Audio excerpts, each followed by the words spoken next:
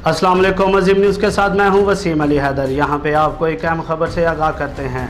लाहौर बरकी road पर वाक़या फुलरवान में आज सुबह दरीना दुश्मनी के बायस एक ही ख़ानदान के 5 अफराद कत्ल कर दिए गए। मज़ीद तफसीलात जानते हैं अपने नुमाइंदा अली रज़ा से। जी अली रज़ा, क्या तफसीलात है आपके पास? लाहौर बरकी फुलरवान में आज सुबह दरीना दुश्मनी के बायस मालूम ग्रुप के 5 अफराद को अंधाधुंध फायरिंग करके डेरे पर कत्ल कर दिया गया। ये भी मालूम हुआ है कि कत्ल होने वालों में 3 सगे भाई थे।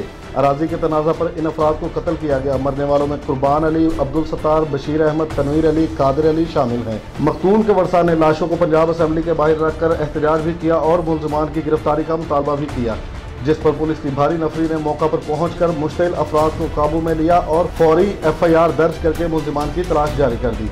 जी तफसीलात से आगाह कर रहे थे अली रज़ा। मज़ीद खबरों और अपडेट्स के लिए देखते रहे अजीम न्यूज़।